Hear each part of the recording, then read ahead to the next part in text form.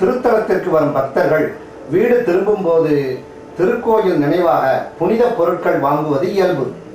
இந்த ஆலயத்தில் புனித பொருள் அங்காடி ஒன்று செயல்பட்டு வருகிறது. இங்கு புனித எண்ணெய், தீர்த்தம், புனித அந்தோணியார், இயேசு, மாதா ஆகியோருடைய சொரூபங்கள், உருவச்சிலைகள், படங்கள், புத்தகங்கள், கேசட்டுகள் ஆகியவை விற்பனைக்கு உள்ளது. இதோ ஆலயத்தின் பங்கு தந்தை அருள் திரு சு அல்போன்ஸ் அடிகளார் கூறுகிறார்.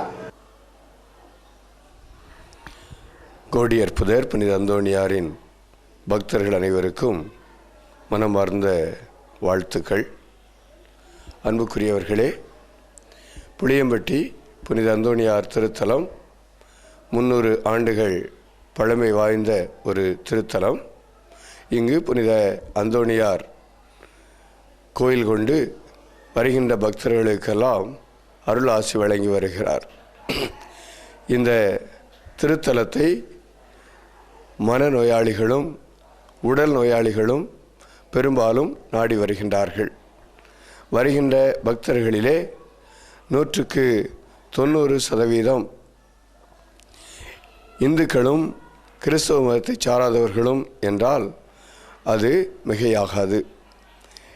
இந்த திருத்தலம் நாடி வருகின்ற அனைவரும் பக்தியோடு தூய அந்தோணியாருடைய காலடியில் அமர்ந்து ஜெபிப்பதால் தங்களுடைய ஆசைகள் நிறைவேறவும் தேவைகள் நிறைவேறவும் இன்னும் அவர்களுடைய உடல் உள்ள பிணிகள் நீங்கவும் செய்கின்றது. இந்த திருத்தலத்திலே ஆண்டுதோறும் தமிழ் வருடத்தின் தை மாதத்தின் கடைசி செவ்வாய்க்கிழமை ஆண்டு விழா நாளாக கொண்டாடப்படுகின்றது.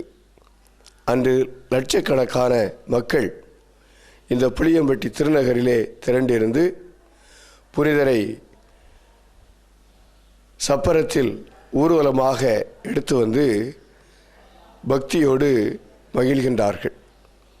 வருகின்ற பக்தர்கள் தங்குவதற்காக மிக குறைந்த செலவிலே அவர்களுக்கு தங்கும் விடுதிகள் கட்டி வைக்கப்பட்டிருக்கின்றன.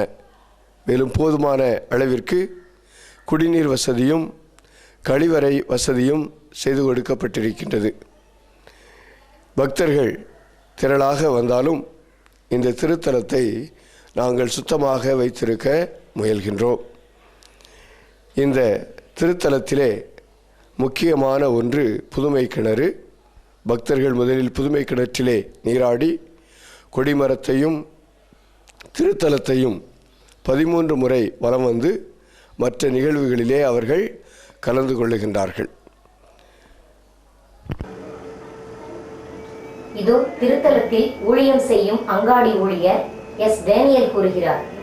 இந்த புளியம்பட்டி புனித அந்தோணியார் திருத்தலம் பல புதுமைகள் நிறைய நடந்ததுனால வெளியேருந்து வரக்கூடிய மக்களுக்கெல்லாம் புதுமைகள் கிடைச்ச உடனே அதிகமான கூட்டங்கள் பக்தி பெருகுது. நிறையா புதுமைகளை சாட்சி சொல்கிறாங்க நிறைய பேர். எனக்கு சுகமாயிட்டுது, என்ன செய்வன கோளாறு, பேய் கோளாறு, மறுபடியும் உடல் நோய்கள் எல்லாம் தீருது, மனவியாதிலாம் தீருதுன்னு சொல்லி நிறைய பேர் சாட்சியம் பகிர்ந்தாங்க.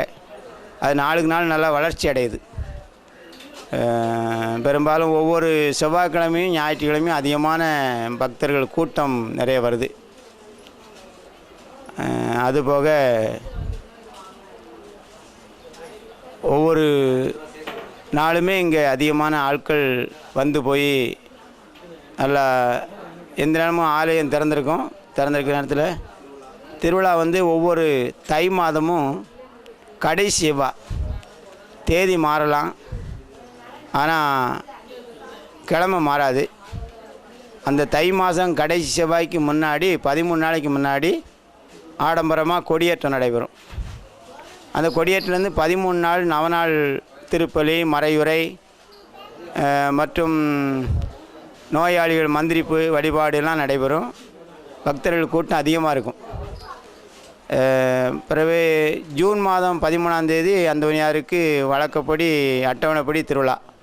அதுவும் உள்ளூர் மக்கள் சிறப்பாக கொண்டாடுதாங்க. மற்றபடி நிறைய கூட்டங்கள் அதிகமாக நாளுக்கு நாள் வளர்ச்சி அடையுது. மக்களின் நம்பிக்கையும் மன்றாட்டும் வீண் போவதில்லை. உடலால் உள்ளத்தால் நலிந்தவர்கள், மருத்துவர்களால் கைவிடப்பட்டவர்கள் இங்கு வந்து வழிபட்டு பலம் பெற்று செல்கின்றனர். கோடி அற்புதர் புனித அந்தோணியார் திருத்தலத்திற்கு நாமும் ஒருமுறை சென்று வருவோமே.